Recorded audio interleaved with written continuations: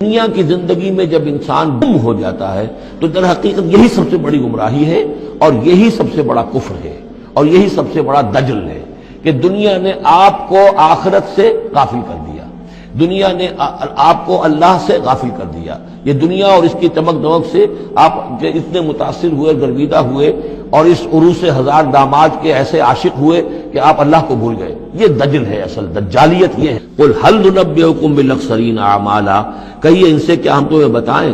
اپنے عمل، اپنی محنت، اپنی جد و جہد، بھاگ دوڑ، اپنی سعی جو ہے اس کے اعتبار سے سب سے زیادہ گھاٹے میں کون ہے؟ محنت تو ہر ایک کر رہا ہے،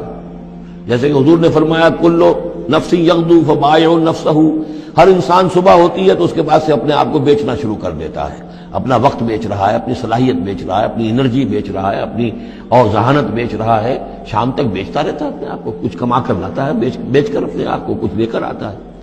تو یہ انسان جو ہے اس درجے اپنے آپ کو دنیا کے لیے انہوں نے بیچ دیا ہے اور ہم اتن اسی کے لیے گم ہو گئے ہیں، لیکن اس بیچنے میں انہیں نفع کچھ نہیں ہے، نقصان ہی نقصان ہے۔ سب سے زیادہ خسارے میں کون ہے؟ الذین ضل سعیہم فی الحیات الدنیا، جن کی بھاگ دوڑ سعی و جہد دنیا ہی میں گم ہو کر رہ گئی، آخرت مطلوب ہے ہی نہیں۔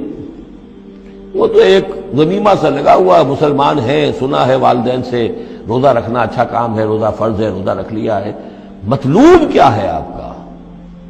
اصل بات تو یہ ہے جو ضربہ سلام میں نے کل نوٹ کرایا تھا سورہ بنی اسرائیل میں، من کان یرید العاجلۃ عجلنا له فیہا ما نشاء لمن نرید ثم جعلنا له جہنم یصلاها مذموما مدحورا ومن اراد الآخرۃ وسعى لها سعیها وهو مؤمن فاولئک کان سعیهم مشکورا۔ طالب دنیا ہو یا طالب آخرت ہو، طے یہ کرو، طالب دنیا طالب آخرت کے لیے بھی اللہ تعالیٰ کلن نمد ہؤلاء وہؤلاء من عطاء ربک، دنیا میں اسے ہمیں رکھنا ہے، کھانے پینے کا بندوبست کرے گا۔ یرزق من حیث لا یحتسب، یہاں سے دے گا جہاں سے تمہیں گمان تک نہیں ہوگا، لیکن تم پہلے طے کرو تم طالب دنیا ہو یا طالب آخرت ہو۔ اور سب سے زیادہ گھاٹے میں وہ ہے من قل هل ننبئکم بالاخسرین اعمالا الذین ضل سعیہم فی الحیات الدنیا وہم یحسبون انہم یحسنون صنعا، اور وہ سمجھ رہے ہیں کہ اب تو بڑے کامیاب ہیں، میری ایک فیکٹری تھی اب میرے 3 مل لگ چکے ہیں، میں نے فلاں یہ تھا میں نے اب اتنی جائیداد بنا لی ہے، میرے اتنے ایسٹس تھے اور سال بسال گنتی کر کے ہم تو کامیاب ہو رہے ہیں۔ وہ سمجھتے ہیں کہ ہم کامیاب ہیں، ہماری محنتیں برابر ہو رہی ہیں، ہماری یہ دن رات کی کوشش جو ہے وہ نتیجہ خیز ہو رہی ہے۔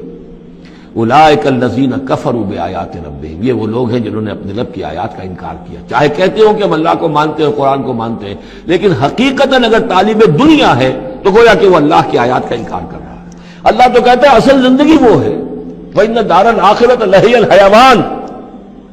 تم اصل زندگی اس کو سمجھے بیٹھے ہو، تو تم نے کہا اللہ کی بات کی تصدیق کی، تم نے تو اللہ کی بات کو جھٹلایا ہے۔ اولئک الذین کفروا بآیات ربہم ولقائہ فحبطت اعمالہم، یہ جو جھوٹی پھوٹی کوئی نیکیاں کرتے ہو اپنے دل کی تسلی کے لیے، جھوٹے تسلی دینے کے لیے، کوئی مسلی کھلا دیے، کوئی غریبوں کا کام ہو گیا، کوئی کسی کے لیے، یہ